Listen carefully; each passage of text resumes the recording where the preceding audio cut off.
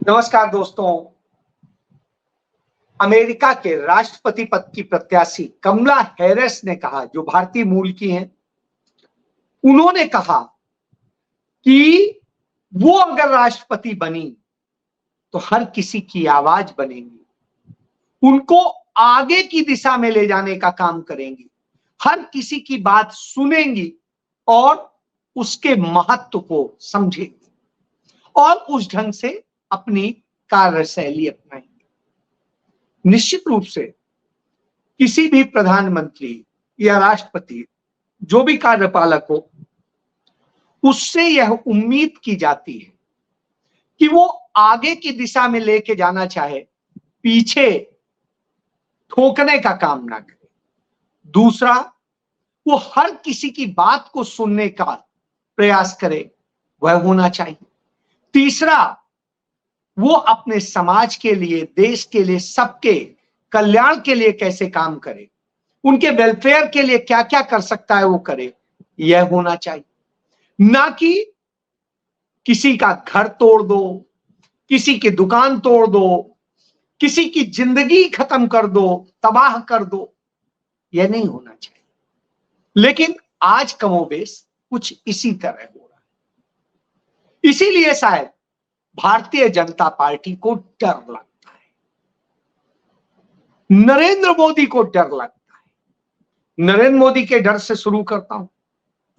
Narendra Modi Ukraine गए, आप पढ़ लीजिएगा। आलोक शर्मा मेरे दोस्त भी हैं, जो एसपीजी के इस समय डायरेक्टर हैं, उत्तर प्रदेश कैडर के आईपीएस हैं। जिन दिनों मैं क्राइम रिपोर्टर हुआ करता था लखनऊ में, उन दिनों वो एएसपी के तौर पे आए थे लखनऊ में, और उसके बाद में बढ़ते बढ़ते तमाम जगह रहे। मेरे फादर भी उनके साथ काम किए और सिखाने के दौर में मेरे पिता ने उनके साथ काम किया।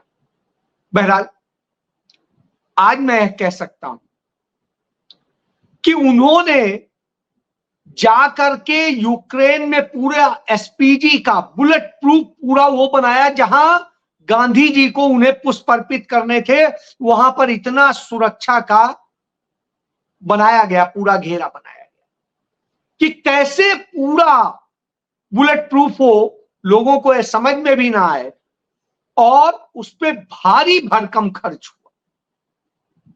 100 लोगों की एसपीजी की टीम एक जहाज से वहां गई।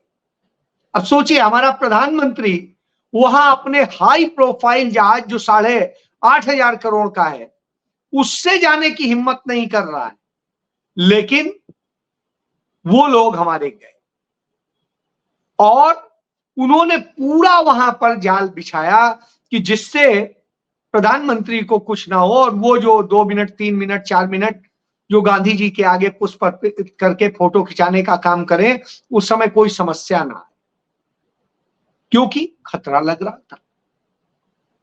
अब आप समझिए डर। उसी पे सिर्फ पुष्प अर्पित करने के कार्यक्रम पे 100 करोड़ से अधिक का खर्चा हो गया।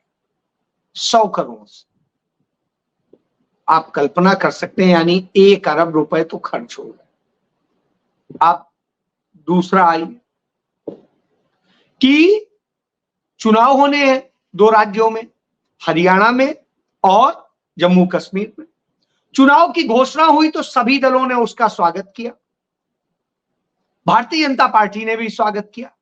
लेकिन जिस तरीके का हरियाणा में माहौल है, जिस तरीके से हरियाणा में जब भारतीय जनता पार्टी के तमाम नेता, तमाम सारे पदाधिकारी जा रहे हैं प्रचार के नाम पे और दूसरे कार्यक्रमों के नाम पे, आज ही उनका वह प्रोग्राम लॉन्च हुआ कि चलो बूथ की ओर। तो बूथ की ओर चलो, क्यों? जिताना है, जीतना है, इसके लिए वो डर है। और समझ में आया कि बूथ पे जहां जा रहे हैं वहां पर ही लोग उनके खिलाफ बैठे हुए, तो बूथ पे तो कोई सुनने वाला नहीं है। तो अब भाई, बनाने के लिए थोड़ा टाइम भी चाहिए, कुछ और मैनेज करना है। तो भारतीय जनता पार्टी के प्रदेश अध्यक्ष ने चुनाव आयोग को चिट्ठी लिखी है कि आप अपना चुनाव यहां हरियाणा में टाल दीजिए, क्योंकि जिस समय चुनाव है उस समय छुट्टी भी है, 2 दिन पहले, 1 दिन बाद। तो यदि ये होगा तो लोग वोट कम करेंगे और बहुत कुछ कम करेंगे। क्यों इतना डर लग रहा है? आपका वोटर है, वोट जिसे डालना है वो डालेगा, और छुट्टी है तो ये तो और अच्छी बात है। हर कोई दूर दूर से भी पहुंच जाएगा, अपने वोट का इस्तेमाल कर लेगा। आपको डर क्यों लग रहा है? सवाल यह उठता है। बहरहाल वो डरे हैं और डरे भागे घूम रहे हैं। क्यों? क्योंकि हरियाणा में पत्ता साफ होता नजर आ रहा है। हरियाणा में जहां जहां जिन जिन गांव की तरफ भाजपा जा रही है, उन्हें गांव में नहीं घुसने दे रहे। तमाम जगह जिस तरीके से जवाब दिया जा रहा है वह समझ में आता है, इसलिए डरे। तो नरेंद्र मोदी जो 56 इंची कहते थे, एक अकेला कहते थे, वो इतना डरते हैं कि हिम्मत नहीं होती है।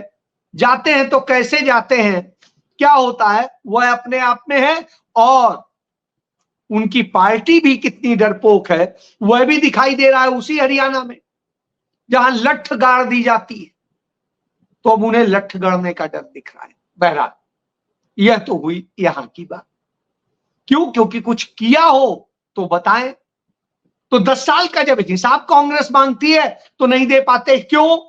क्योंकि दलितों पर अत्याचार, अपराध 96% बढ़ गए, लड़कियों पे बलात्कार बढ़ गए, और बेरोजगारी हिंदुस्तान में सबसे ज्यादा है। यही नहीं, किसानी को चौपट कर दिया, शिक्षा को बर्बाद कर दिया, गुजरातियों को सौंप दी है शिक्षा। जो भिवानी शिक्षा बोर्ड है हरियाणा का, उसको कॉन्ट्रैक्ट दे दिया है गुजरात की उसको। इसी तरीके से बहुत सारी चीजें हैं। तो यह खेल, इसलिए डर लग रहा है। ठीक है, पट्टे दूसरी और जो वसूली सरकार है, जिसे कह सकते हैं कमीशन, जो 40% 50%, वो सरकार।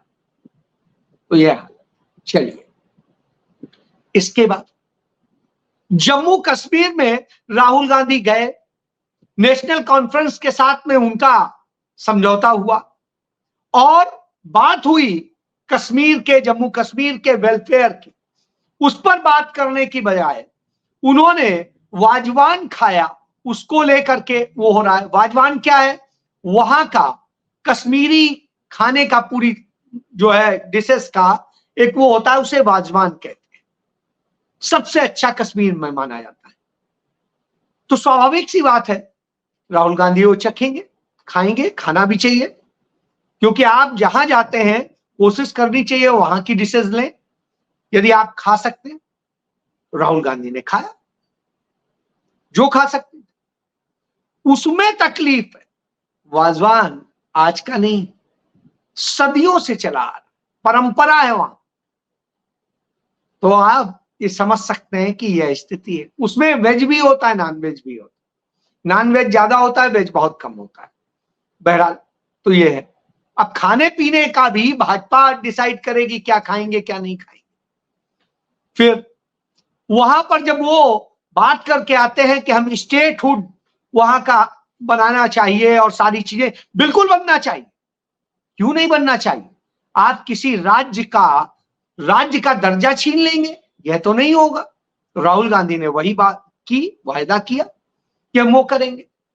अब भारतीय जनता पार्टी, अमित शाह, आदित्यनाथ, जिनको समझ ही नहीं है कश्मीर की, वो बता रहे हैं कि राहुल गांधी से 10 सवाल, इसके ये सवाल। आज तक खुद कितने सवालों के जवाब दिए हैं साहब।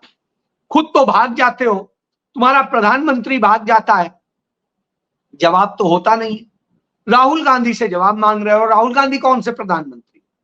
और राहुल गांधी तो कह रहे हैं कि कश्मीर और कश्मीरियों को, जम्मू और कश्मीर के लोगों को उनका हक मिलेगा, और कश्मीरी पंडितों को पुनर्वासित करने के लिए जो कार्यक्रम मनमोहन सिंह जी ने शुरू किया था उसे आगे बढ़ाया जाएगा। बिल्कुल बढ़ाना चाहिए। मनमोहन सिंह जी ने 6000 लोगों को, कश्मीरी पंडितों को नौकरी दी थी, घर दिए थे। आपने क्या किया? आपने तो उन्हें मौत के मुंह में ढकेला है, दिया कुछ नहीं है, आज तक नहीं दिया। तो इससे समझा जा सकता है। बहरहाल इन सब के बाद जब हम आगे बात करते हैं, लगातार घटनाएं हो रही हैं, रेप की घटनाएं हो रही हैं, और हमें सीखना चाहिए मुस्लिम कम्युनिटी से। असम में एक रेप की घटना होती है, वहां पर जब उस गांव के लोगों को पता चलता है तो वहां के जो सरपंच होते हैं वो मुस्लिम समुदाय से होते हैं। वो कहते हैं इस रेपिस्ट का अंतिम संस्कार, वो जो रेपिस्ट था वो कूद गया था पानी में जिससे उसकी डेथ हो गई। तो उन्होंने कहा कि इस रेपिस्ट का गांव के शमशान घाट में अंतिम संस्कार नहीं होगा, उसे कब्र नसीब इस गांव में नहीं होगी, क्योंकि उसने इतना गंदा काम किया। यह होती है, आप जिस कौम को बदनाम करते हैं वह कौम इस तरह से सोचती है। और यह एक बार नहीं, इसके पहले भी कई बार कई घटनाएं हुई। उधर आप उसी कौम को नेस्तनाबूद कर देने का सोचते हैं और करते हैं। जो हाजी शहजाद का छतरपुर डिस्ट्रिक्ट में मध्य प्रदेश में करीब 25 करोड़ रुपए का घर था, उसको आपने तबाह कर दिया, बुलडोज कर दिया। बेचारे दुखी मन से कह रहे थे, उन्होंने ट्वीट किया कि अल्लाह के नाम जो नबी हैं यानी मोहम्मद साहब, उनके अपमान करने वालों के लिए के खिलाफ लड़ने की यदि यह सजा है तो ऐसी पूरी जिंदगी कुर्बान, मैं झुकने वाला नहीं हूं। गिरा दिया आपने। 7 साल से घर बन रहा था, बन के तैयार हुआ था, उस घर को आपने गिरा दिया, कोई बात नहीं। सोचिए, उन्होंने कहा लेकिन झुकूंगा नहीं। यदि वो अपराधी थे, कोई चीज थे, मुकदमा आप करते, कोई चीज करते। उनका घर लीगल था, उनकी जमीन की रजिस्ट्री है, सारी चीजें हैं। अब आप कहते हैं उसकी अनुमति नहीं ली गई थी। रेजिडेंशियल इलाके में घर बनाने की अनुमति लेने का कोई नियम नहीं, और उनके सारे कागज पूरे। उन्होंने कहा यदि हमारा कोई भी एनओसी नहीं थी तो हमें बिजली का कनेक्शन, पानी का कनेक्शन और सारी चीजें कैसे मिली, हाउस टैक्स क्यों लिया जा रहा था। तो आप इससे समझ सकते हैं कि कैसे साजिश रची जाती। गाड़ियां तो अवैध नहीं हो सकती, गाड़ियों को भी बुलडोज किया गया। बहरहाल उनके लिए इमरान प्रतापगढ़ी ने, बाहर है, विदेश में इस समय, वहां से ही ट्वीट किया। उसके अलावा जो एलओपी हैं मध्य प्रदेश में, उन्होंने उनके लिए ट्वीट किया और अपने एक साथी जो अल्पसंख्यक समुदाय से आते हैं, जो वहां पर प्रदेश कमेटी में, उन्हें भेजा और पूरा माजरा समझा। उसके बाद प्रियंका गांधी ने उसको लेकर के कहा कि किसी का घर बनाने में सदियों लग जाते हैं, सालों लग जाते हैं, बड़ी मुश्किलों से कैसे कौन बनाता है, और बुलडोज करके आप घर तो दे नहीं सकते, आप लोगों के घर बुलडोज करेंगे, कौन सा न्याय। अदालतें करेंगी, दूसरे और करेंगे। और उन्होंने अपराध क्या किया था? उन्होंने तो न पत्थर चलाया, न किसी से बदतमीजी की, न कुछ किया। वो अपना मेमोरेंडम दे के लौट रहे थे। कुछ लड़कों ने, अराजक तत्व, या तो प्रायोजित होंगे, कोई भी कर सकता है, पीछे भी हमने देखे हैं, सहारनपुर में वो भाजपा के ही लोग थे, ड्रेस डाल के आ गए थे, मुस्लिम के बेस बना के, और उसके बाद में पथराव किया था, बदनाम मुस्लिम समुदाय हो रहा था। यह भी हो सकता है, और भी बहुत कुछ हो सकता है। बहरहाल उन्होंने तो नहीं किया, किसी वीडियो कैमरे में नहीं है। फिर उनको क्यों किया गया? क्योंकि ये साजिश थी, क्योंकि वो कांग्रेस पार्टी के प्रदेश में, वहां जिले में उपाध्यक्ष थे, और उनका भाई वहां का पार्षद है। इसलिए सारी चीजें की गई जिससे डराया जाए वहां के बड़े व्यक्ति, और कोई कांग्रेस के लिए ना जाए। तो इस तरह की साजिशें रची जाती हैं। बहरहाल मल्लिकार्जुन खड़गे ने इसके लिए कहा, और इस मुद्दे को लेकर के राहुल गांधी ने निर्देश दिया वहां के प्रदेश अध्यक्ष को कि अब तक आप कर क्या रहे हो, आपको जाना चाहिए। तब प्रदेश अध्यक्ष जीतू पटवारी बोलने में आए, नहीं तो सब गुम थे, अब तो सब बोल रहे हैं। सुप्रिया सिंह नेत्र ने भी इस पर बोला। बहरहाल जो अब करना है वो किया जाएगा। राहुल गांधी ने अपनी लीगल टीम को कहा कि उनकी मदद करें, तो स्वाभाविक सी बात है, अच्छी बात होनी चाहिए, लेकिन और पहले होनी चाहिए थे, संदेश जल्दी जाना चाहिए। मुझे भी इस बात को लेकर गुस्सा था और मैंने ट्वीट किया, और मेरा गुस्सा बहरहाल भगवान कृपा से प्रियंका जी ने किया, खड़गे साहब ने किया, और उसके बाद कांग्रेस पूरी शुरू हो गई। तो अब आप समझ सकते हैं, इधर जब बच्चियों के साथ रेप की बात चल रही है तो रेप में वहां तो ये एक्शन होता है। कोलकाता की घटना को लेकर के झारखंड में जिस तरह भाजपाई ये दंगे फसाद करते हैं, पथराव करते हैं, उन पर तो वो बुलडोजर नहीं चलाती है वहां की सरकार, जो जेएमएम कांग्रेस की मिक्स सरकार है। वो तो कहती है बुलडोजर संस्कृति उचित नहीं है, हम इसको अपनाएंगे नहीं। हालांकि हम सारे लोग इसको लेके कह रहे थे भावनाओं में बह के कि नहीं, अब इन पे भी चलना चाहिए। बहरहाल सही उनका है कि नहीं, ये संस्कृति गलत चीज को हम थोड़ी ना अडॉप्ट कर लेंगे, बिल्कुल नहीं करना चाहिए। तो उस स्थिति में लेकिन कड़ी से कड़ी सजा दिलाने का काम जरूर करना चाहिए, जिससे नजीर बने। तो कोलकाता वाला मसला, उसको तो सिर उठाए हुए हैं, लेकिन जो बदलापुर में जो हुआ, ठाणे जिले में, महाराष्ट्र में, उस पर बात नहीं कर रहे। उस पर जब प्रोटेस्ट करने के लिए महाराष्ट्र बंद का ऐलान करते हैं महाआघाड़ी यानी शिवसेना, कांग्रेस, एनसीपी, तो हाई कोर्ट डायरेक्शन देता है कि यह नहीं होना चाहिए। बंद को पूरी तरीके से उन्होंने अवैध घोषित कर दिया। मुझे याद है वहां पर जो चीफ जस्टिस है वो मेरा रिपोर्टर हुआ करता था, और वो रिपोर्टर होता था जिन दिनों में दैनिक जागरण लखनऊ में था। लीगल रिपोर्ट करने लगा, उसको लीगल रिपोर्ट के लिए भी हम ही ने लगाया था। तो उस दौर से मुझे याद है वो उपाध्याय, तो आज वो संघ से जुड़ा हुआ था, तो आज वो अपनी पूरी वफादारी दर्शा रहा है और उसका उसे इनाम मिलता है।